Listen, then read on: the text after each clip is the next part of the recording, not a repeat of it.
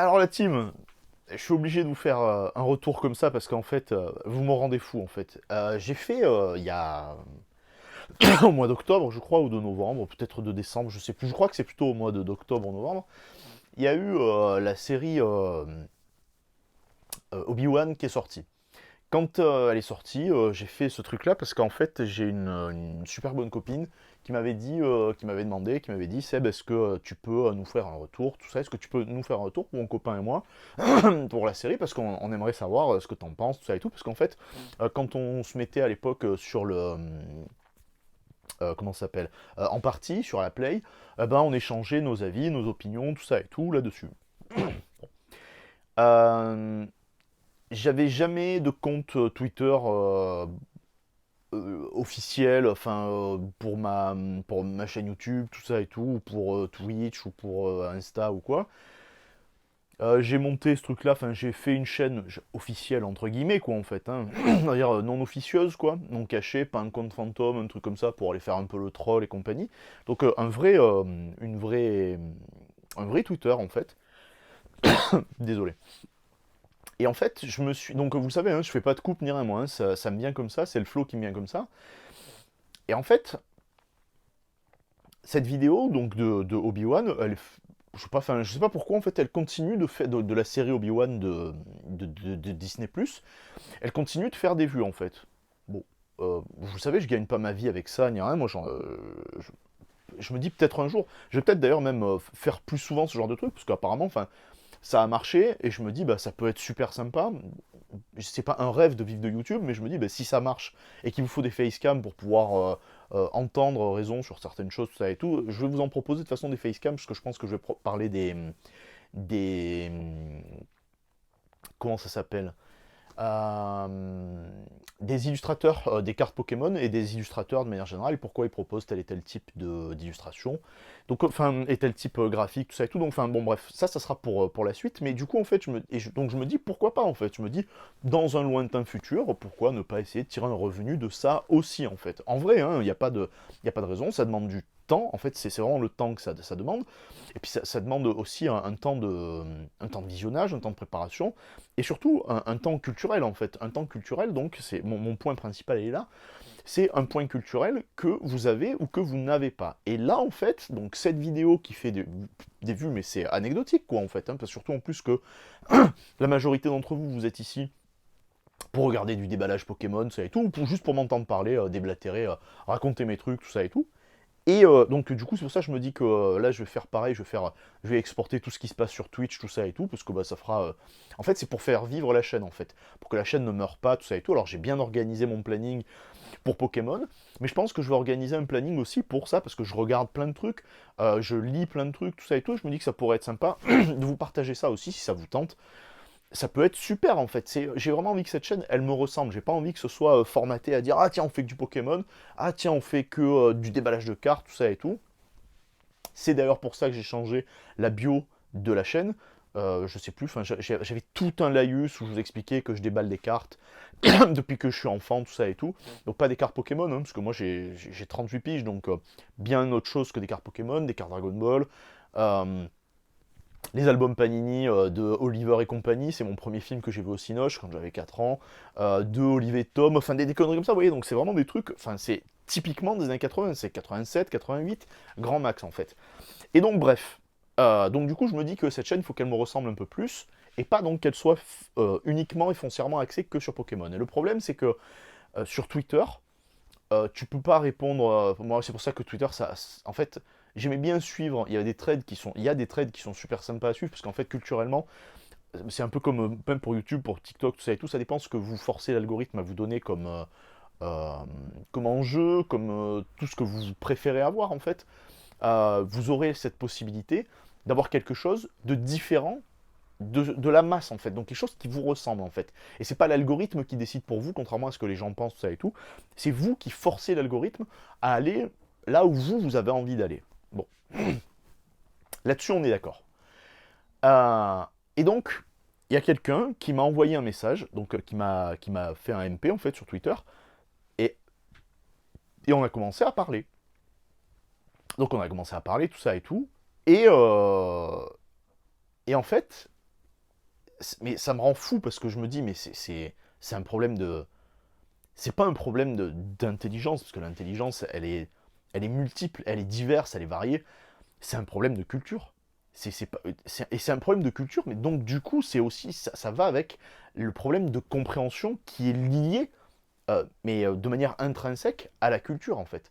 Quand vous avez quelqu'un qui comprend pas que dans cette putain de série, parce que là, en fait, ça me saoule, parce que j'en ai reparlé il y a pas longtemps avec quelqu'un, et on sait. C'est pas parce que les gens ils ont pas les mêmes opinions que moi que je vais les bâcher, que je vais les. Pas du tout. Moi je veux entendre des opinions qui sont divergentes à la mienne en fait, qui sont même opposées à, à la mienne. Mais ce que je veux, c'est du fond. Et donc avec du fond, je veux de l'argumentation. Et là le problème c'est qu'il n'y a pas d'argumentation en fait. Euh, les gens, donc là c'est un mec, hein, mais ça serait une meuf, ça changerait rien au problème. Hein. Pour moi, c'est la même chose. Hein. Ça serait de la même connerie. J'ai vu les retours que les gens y font, par exemple, sur The Last of Us. Je vais me permettre de faire une petite vidéo. J'ai vu que le premier épisode, on verra si je vais faire l'épisode 2, enfin, et tout le reste qui va en découler derrière. Déjà que le jeu, j'avais pas aimé, mais alors là, franchement, enfin, c'est pas possible, quoi.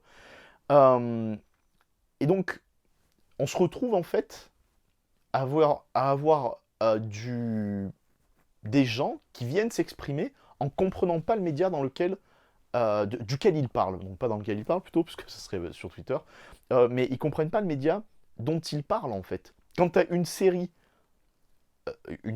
c'est juste une série télé quoi en fait, de 6 épisodes, je crois que c'est 6 épisodes, hein, Kenobi il me semble, hein. Bon, enfin bref, même si c'est 8, de toute façon, c'est tellement de la merde, euh, qui coûte 200 millions d'euros, c'est pour des moyens qui sont mis au service de la télé, pas du cinéma. Donc ça marche pas de la même manière en fait. C'est une économie différente en fait. Donc c'est quand je dis une économie, on s'entend 200 millions d'euros, enfin 200 millions de dollars ou d'euros, hein, c'est compris. 200 millions de dollars.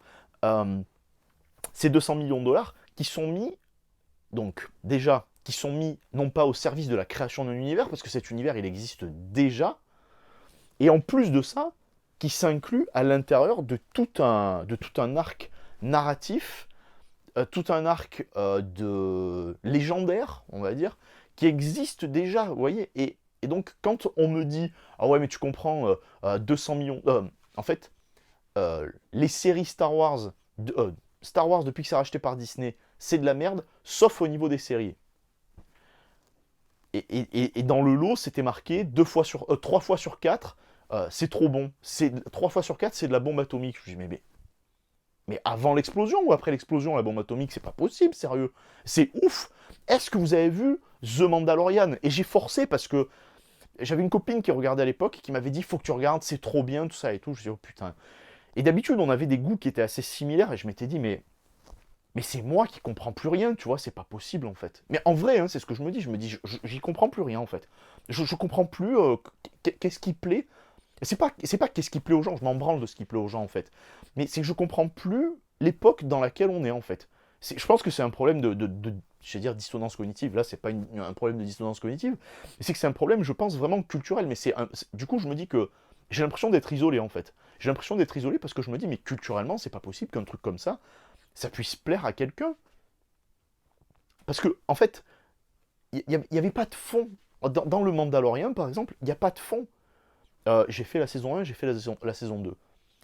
J'ai aimé le tease. Putain, le tease.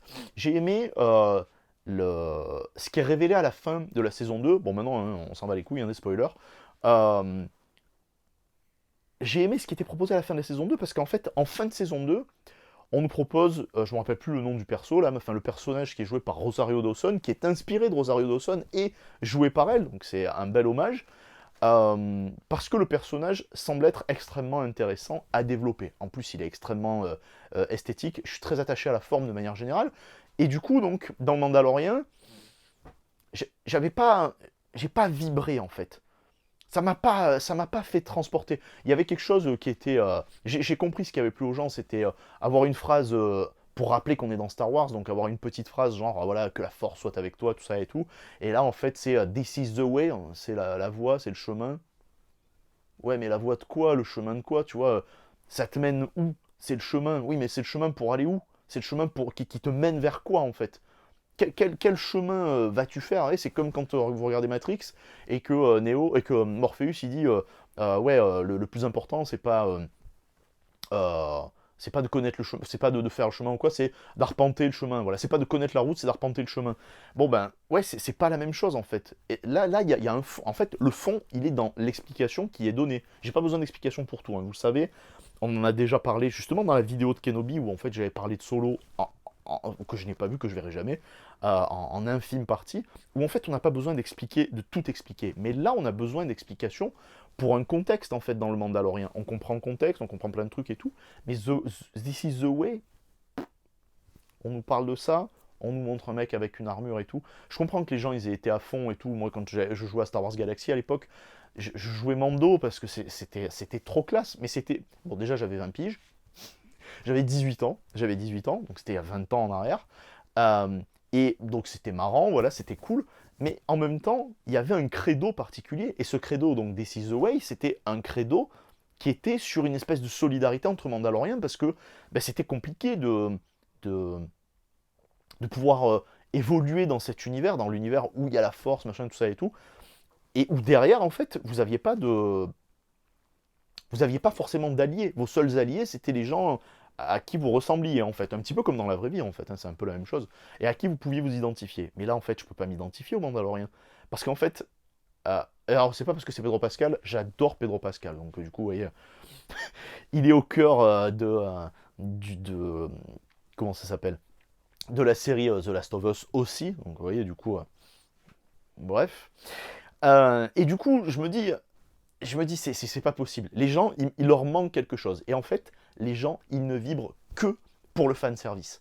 Et bien c'est ça le problème, c'est qu'en fait, quand vous prenez que le fan service, mais vous proposez rien d'autre. Et quand vous avez rien à proposer, et ben c'est du vide. Et en fait, je dis vous parce que moi je suis obligé de m'exclure de ça. Alors je dis vous en faisant une généralité, mais j'espère qu'il y a des gens, je sais qu'il y a des gens, j'en ai proche de moi qui pensent la même chose. Alors c'est peut-être parce qu'ils pensent la même chose qu'on continue de se fréquenter. En fait, je sais même plus quoi en fait. Mais quand je vois qu'on me dit ah non mais 3 séries sur 4 de Disney c'est de la bombe, de Disney Star Wars pardon, hein, de Disney Star Wars c'est de la bombe. Bah, Mandalorian 1 c'était bof, c'était très très bof. Mandalorian 2 c'était de la merde. J'ai pas vu le livre de Boba Fett, mais je sais pertinemment qu'en fait à un moment donné, quand tu as le titre où tu as marqué le livre de Boba Fett et qu'il faut que tu ramènes le personnage de l'autre série parce que les gens ils se plaignent du développement scénaristique, enfin les gens de chez Disney en plus, c'est encore pire que tout quoi. Les gens de chez Disney, ils se sont plaints du développement qu'il y avait pour le livre de Boba Fett, donc ils ont ramené le Mandalorien parce que le personnage il est là et il fait à peu près le café, les gens ils ont trouvé à peu près un consensus avec ça et tout, donc ils se sont dit bon bah c'est cool.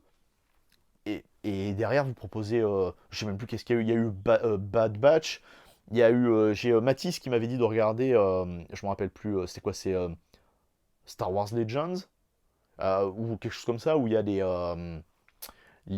épisodes c'est en animé en fait, en dessin animé, où il y a des épisodes de Star Wars en fait, mais des trucs qui peuvent sembler être anachroniques en fait par rapport à l'univers dans lequel on est. Enfin, de toute façon, l'univers est anachronique.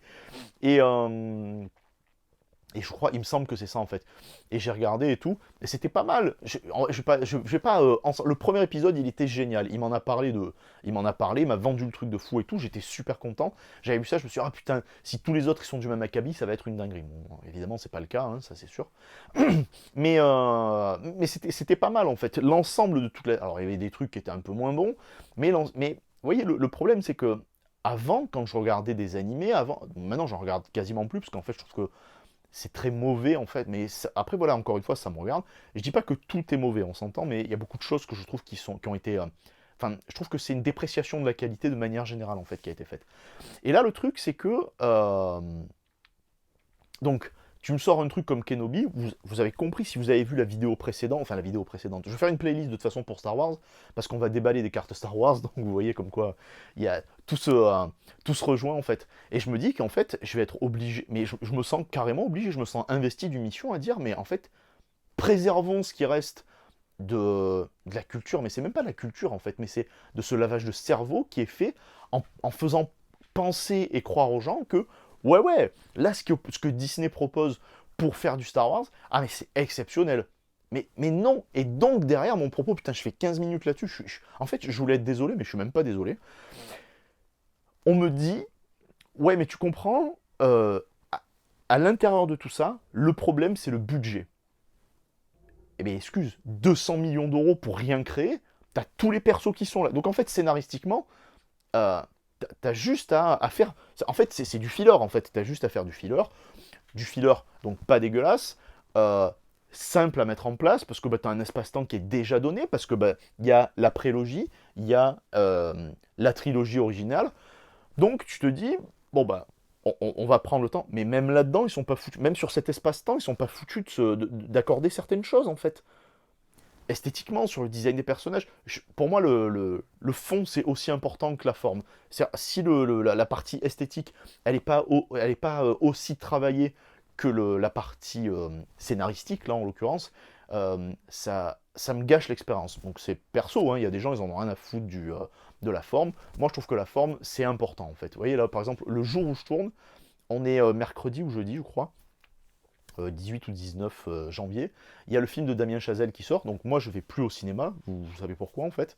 Par rapport aux restrictions sanitaires qu'il y a eu à l'époque, tout ça et tout, ils ont joué le jeu, et moi j'allais au cinéma tout le temps, ils ont coupé ce genre de truc, et je me dis, bah, moi j'ai financé des gens qui font, qui collaborent, enfin bon bref, ça c'est mon point de vue, ça me regarde. Donc du coup je vais plus au cinéma, donc quand ça va sortir en Blu-ray, en 4K, tout ça et tout, je vais me le prendre, ça c'est sûr, parce que j'adore ce qu'ils proposent. Et c'est un crève-cœur pour moi de pas aller au cinéma, et je me dis, ah voilà, quelqu'un qui a compris que le fond et la forme, c'est rare hein, d'avoir ça au cinéma, mais c'est rare dans notre époque en fait, d'avoir quelqu'un qui propose un fond et une forme qui vont ensemble. Et en fait, quand les deux arrivent à coalescer, et ben ça fusionne, ça fait une forme nouvelle et tout, et ça donne du sens aux propos. Et là, en fait, il n'y avait rien, en fait. Il n'y avait absolument rien. Il n'y a pas de fond. Vous ressortez. Moi, vous savez que quand. C'est ce que j'étais parti pour vous dire, en fait, c'est que quand je regardais des animés à l'époque, bon, c'est vrai que j'avais pas une vie d'adulte non plus. C'est vrai, j'avais une vie d'adolescent, en fait. Mais quand je regardais des animés à l'époque, il y avait des trucs qui me marquaient, que je voyais une fois. Il y a des trucs que je n'ai vus qu'une seule fois, et dont je me rappelle encore. Là, à chaque fois que je regarde les séries de maintenant, mais de manière générale, c'est très très rare quand les séries me marquent, quand même un épisode d'une série me marque. Vous voyez, moi j'avais, je crois que c'est l'épisode 7 ou 8 de la saison 3 de The Crown par exemple. Je trouve que esthétiquement, c'est. Saison 2 ou saison 3? Ah merde, je me rappelle plus. Saison 3, je crois. Je trouve que esthétiquement, c'est le plus bel épisode d'une série télé qui nous ait jamais été proposé de manière générale. Mais je parle de la forme, je parle pas du fond. Le fond, c'est, voilà, il faut que ce soit un peu romancé et tout, je suis pas con, hein. Ça j'ai compris en fait. Mais là, vous voyez, quand vous regardez Kenobi, en fait, mais il n'y a rien qui reste. Ouais, si, le seul truc qui reste, c'est l'amertume en fait. L'amertume de se dire, vous aviez 200 patates, 200 millions d'euros, putain de... Mais 200 millions d'euros. Et on me dit, ouais, mais en fait, le problème, c'est que les acteurs, le, le poids des acteurs, putain, le poids des acteurs, le poids des acteurs dans les finances des séries, il est trop important. Mais, mais c'est budgétisé avant, ça. Quand vous l'avez budgétisé, quand vous avez fait revenir Ewan McGregor, vous lui avez lâché, je, je sais même pas, mais je crois en plus il est producteur exécutif, ou producteur exécutif là-dessus. Donc on va pas me faire croire que il savait pas, enfin que l'entreprise Disney savait pas, et que la Kathleen Kennedy, là, c'est elle qui fait que des conneries en fait. Elle savait pas que ça allait coûter 200 millions d'euros. Tout ça c'est budgétisé avant. Ils ont des budgets étalés sur 10 ans, ces trucs-là. Enfin, c'est pas des budgets de petites supérettes de coin ou un truc comme ça. Putain, c'est Disney quoi. C'est Disney, ça pèse des centaines de milliards. Quoi. Je dis des centaines, je suppose que ça doit peser au moins une centaine de milliards, j'espère pour eux. Je plancherai, enfin, pour le poids politico-médiatique que ça a Disney, j'espère que ça pèse au moins 500 milliards de dollars pour eux, mais enfin bon, bref. Et je regarderai d'ailleurs, tiens, ça m'intéresse ça. Et là, en fait, je me retrouve devant un truc où on me dit, ouais, mais en fait, le budget des acteurs, il est trop important pour une série comme ça. Mais mais comment ça, c'est trop important? Quand vous avez une série comme... on en parlera probablement aussi. Une série comme Les Anneaux de Pouvoir, j'en parle donc à rebours, c'est pas pour être anachronique par rapport à l'ère du temps, mais c'est qu'en fait, je me rends compte, j'ai vu plein de critiques passer, tout ça et tout, mais c'est le consensus permanent en fait. Tout le monde a adoré, j'ai l'impression que a adoré, entre guillemets, mais c'est, quand il y a des critiques, c'est des critiques, oh c'est léger, c'est des critiques policiers. Mais putain, il faut être un peu rugueux, quoi. Parce que si vous n'êtes pas rugueux, vous regardez les trucs en mode passif, en fait. Mais si vous êtes passif devant une œuvre euh, cinématographique, artistique, mais alors vous êtes passif dans votre vie aussi. Parce que ça va ensemble, en fait. Tout ça va ensemble. Et moi, je ne peux pas entendre, je ne veux pas entendre, je peux pas l'entendre, en fait, mais je veux pas entendre que les gens qui partagent l'espace-temps dans lequel je vis, ils sont passifs, ils se mettent... Je comprends hein, que les gens, ils ont des boulots de merde, ils font des 35 heures dans des trucs qui leur plaisent pas, tout ça et tout. Mais ça, c'est votre problème, en fait. Ça, c'est complètement votre problème. Je sais bien qu'on n'a pas tous le choix et tout. Moi, j'ai pas le choix, vous voyez. Il y a plein de trucs sur lesquels j'ai pas le choix en ce moment. Mais il y a des trucs que je me force à faire. Je me force à faire, mais sans passivité. C'est pas le fait d'accepter ou de pas accepter, c'est autre chose. Mais c'est qu'en fait, la passivité, c'est le fait de se dire, bah ouais, tout est bien, et donc tout se vaut. Mais tout se vaut pas, quoi. Tout se vaut pas. Le beau, ça a un sens, le beau. Mais on s'entend quand je dis le beau, c'est pas, je suis personne pour juger du beau. Mais en fait, c'est euh, euh, vous voyez, les sculptures grecques sont belles, les sculptures gréco-romaines, enfin plus grecques, les statues grecques sont belles, et on estime qu'elles ont un esthétisme particulier, pas parce que nous avons décidé qu'elles étaient belles. C'est pas nous qui faisons les standards. Ce qui fait les standards, c'est en fait la masse de gens qui sont passés avant nous et qui ont estimé que ça, c'était un canon de beauté. Par exemple, hein, vous voyez, c'est juste un exemple. Et donc en fait, quand on prend en compte tout ça, eh ben, on se dit, oui, là, en fait, je comprends comment ça se fait. Pas pourquoi, mais je comprends comment ça se fait que les gens, ils puissent avoir aimé ça pendant un temps. Alors évidemment, les goûts, les époques et les modes changent, mais il y a certaines choses, quand vous regardez, enfin moi quand je regarde des nus grecs en statue, je me dis, putain, mais c'est incroyable, quoi, en fait. Parce que ce sont des idéaux à essayer d'atteindre, en fait. Pas forcément pour les dépasser, mais pour essayer de les atteindre et se dire, un canon de perfection, et ça s'appelle un canon pas sans raison, quoi, en fait. C'est un canon de perfection, et ça me donne envie d'atteindre ça. Et là, vous avez une série comme ça, où en fait on me dit, ah non, mais c'est le budget des acteurs. Mais bon, allez, on enlève le budget des acteurs. Donc c'est ce que je vous dis, donc dans Les Anneaux de Pouvoir, c'est pas le budget des acteurs hein, qui fait que c'est pas terrible. C'est parce que c'est mal écrit. C'est parce qu'on a essayé de faire du wokisme. C'est parce qu'on a essayé de faire de l'inclusif. C'est parce qu'on a essayé de faire des trucs qui n'ont aucun sens. Je comprends qu'il faille inclure, enfin que on n'est pas, il n'y a pas que des blancs sur Terre. Je suis pas con, hein, j'ai voyagé dans plein d'endroits dans le monde, donc je sais pertinemment qu'il n'y a pas que des blancs sur Terre. Je suis très bien placé pour savoir qu'il n'y a pas que des blancs sur Terre. J'habite à Marseille, donc évitez les leçons. Euh, mais le truc qu'il y a, c'est qu'en fait, quand une œuvre elle est faite d'une certaine manière, elle est faite d'une certaine manière avec avec des raisons. Quand vous avez, mais même dans Star Wars, c'était super bien fait en fait. Euh, Quand vous aviez que des blancs, des vieux blancs, tout ça et tout, c'était le patriarcat qui dominait, le patriarcat blanc qui dominait, tout ça et tout. C'était une représentation de la société américaine, nord-américaine et donc occidentale dans son ensemble, où la place de la femme était très, enfin était, même maintenant, hein, la place de la femme, elle était à l'écart des décisions, des grandes décisions. Pour pareil, donc on avait Lando Calrissian, un noir, donc pareil, donc c'est un rebelle. Vous imaginez, enfin ça a du poids tout ça. Toutes ces choses ont du poids. Je sais que ça a l'air de rien maintenant parce que quand on regarde ça, là dernièrement j'ai essayé de donc remercier encore Mathias pour Disney+. Là dernièrement j'étais en train d'essayer de me re-regarder l'épisode 9, mais j'y arrive même pas en fait. J'arrive même, je l'ai vu une fois au cinéma et je ne le reverrai jamais. Je le reverrai jamais parce que le fond, il est nul et la forme, c'est infâme. C'est infâme. Et l'épisode 8, il est bâché de ouf.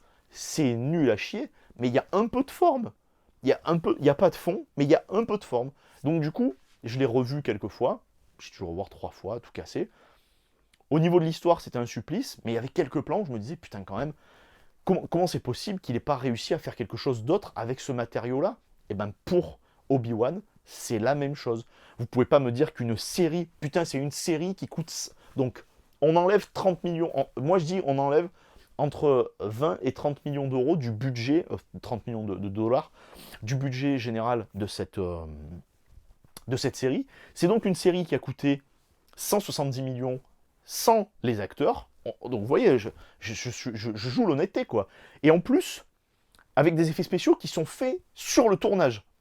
Et oui, parce qu'en fait, avec je sais plus, je vous avais dit l'écran circulaire, enfin je sais plus, vous savez comment c'est là, l'écran de l'écran du Mandalorian, tout ça et tout là, donc qui limite. Vous voyez, j'ai même vu une critique qui est sortie après ce que moi j'ai fait en fait, du capitaine de Nexus 6, donc de Renaud Le Josiec, qui est sorti après ce que moi j'ai dit. Et on constate les mêmes trucs en fait.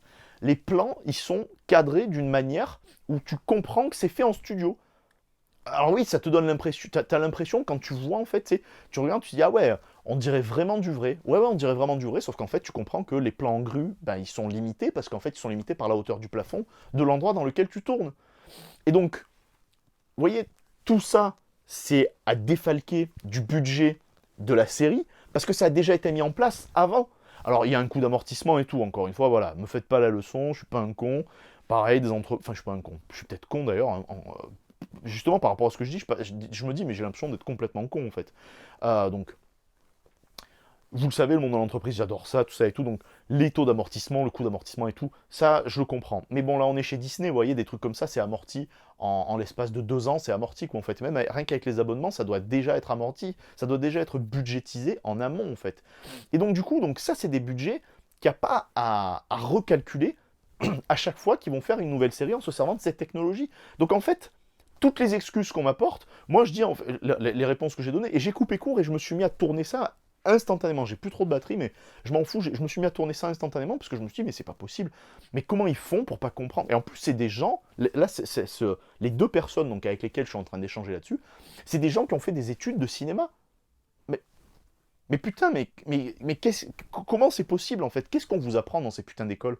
C'est ouf. Franchement, s'il y a des gens qui passent par là, moi, j'ai fait de la publicité, vous le savez, hein, c'est mes premières études, avec mon Canardo des Bois, par exemple. On a fait des études pour devenir publicitaire, en fait. Donc, on a bouffé des films, on avait des références, on faisait, tu sais, les cours pompeux là, de sémiologie de l'image, tout ça et tout, enfin bon, bref, la branlette intellectuelle. Hein. Mais c'était important, en fait. Enfin, pour l'époque, c'était important, parce que ça nous donnait un bagage culturel avec le cursus pour répondre pardon, au cursus dans lequel nous nous étions engagés. Donc ça nous donnait un bagage culturel. Alors je sais que maintenant, c'est compliqué parce qu'il y a beaucoup de choses qui sortent.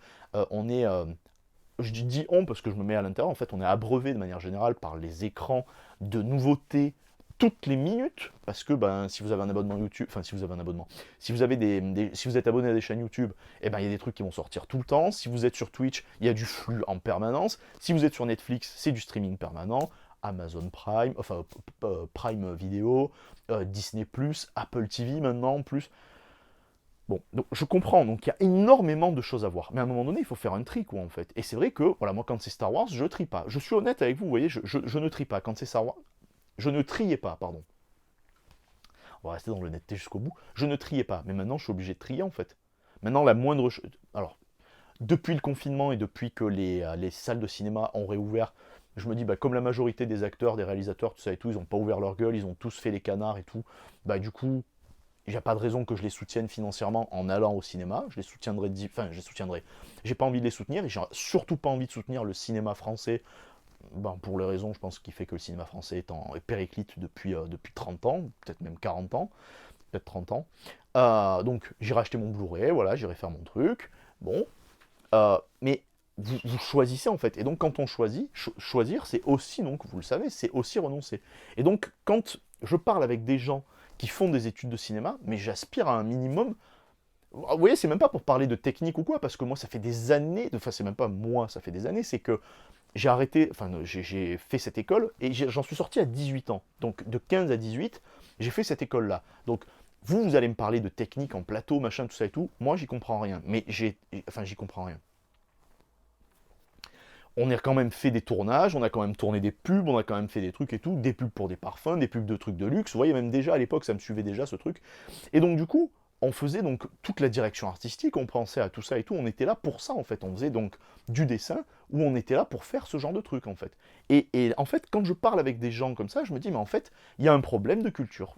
Pour moi, c'est ça, c'est qu'il y a un problème de culture où en fait, vous ne voyez pas ce qui ne va pas. C'est pas le budget qui va pas. Parce que alors sinon, vous allez me dire, ah ouais, mais alors Joker, il avait un petit budget, c'était quoi? C'était 40, 50 ou 60 millions de dollars, je crois que c'était à l'époque, quand c'est sorti.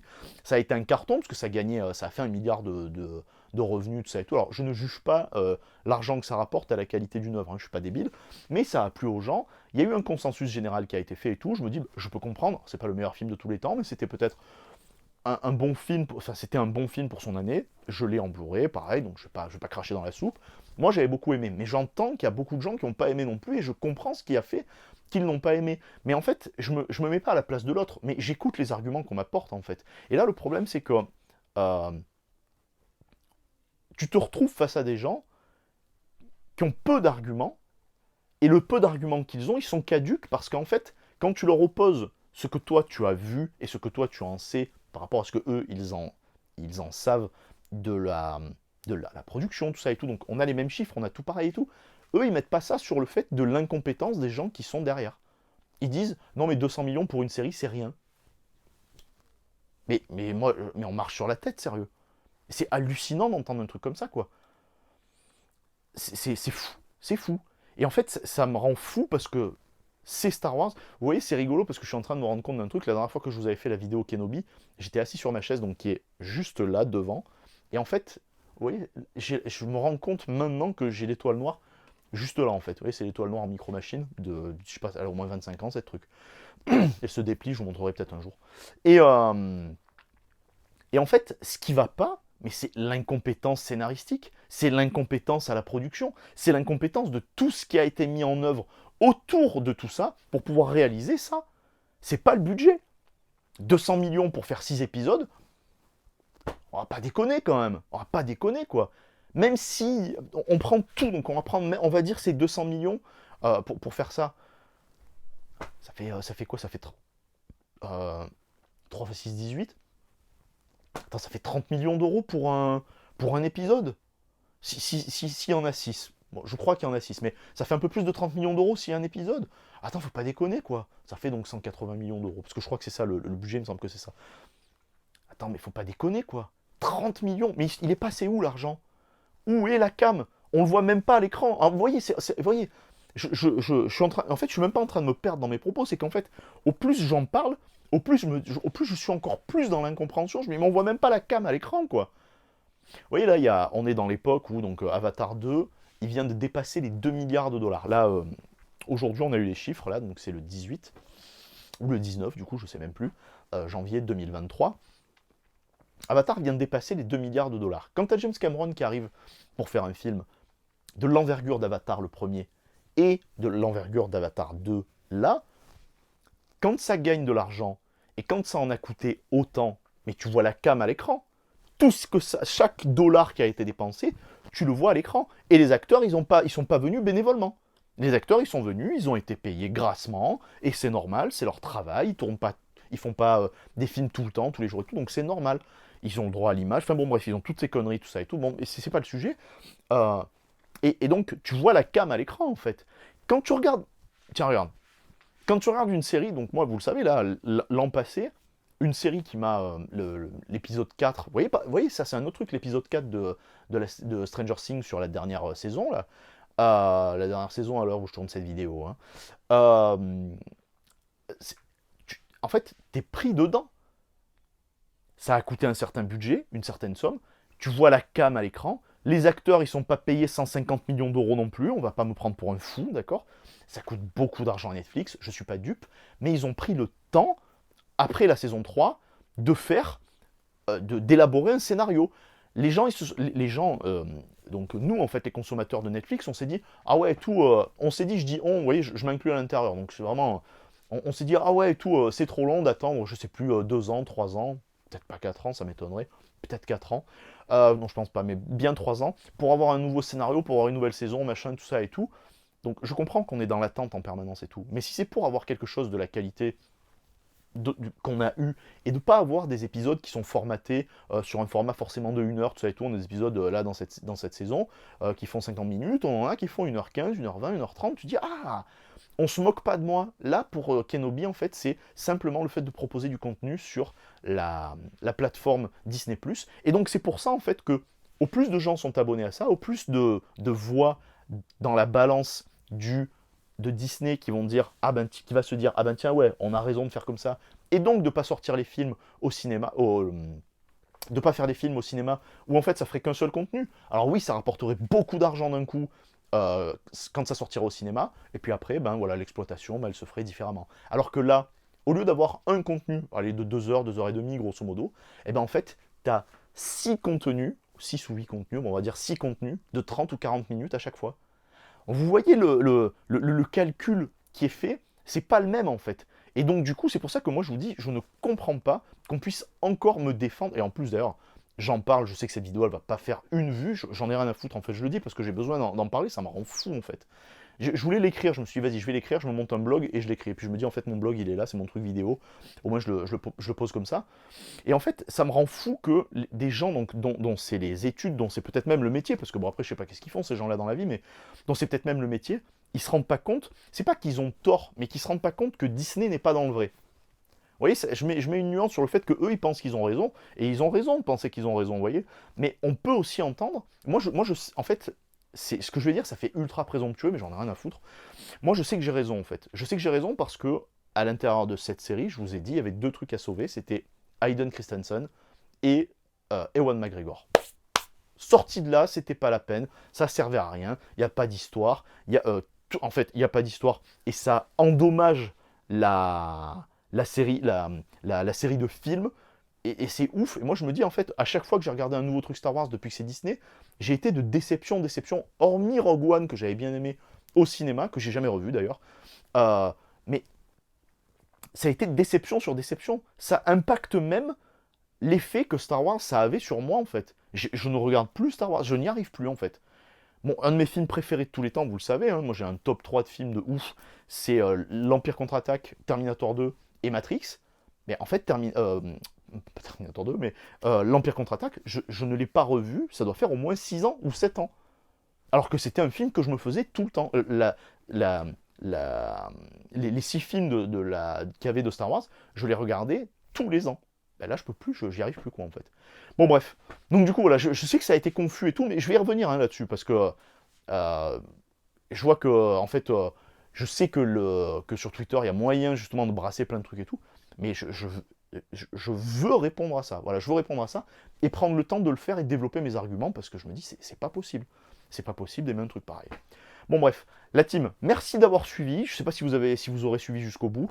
Je sais qu'en plus, vous voyez, c'est ouf parce que je parle d'une série que tout le monde a oublié. Enfin, tout le monde.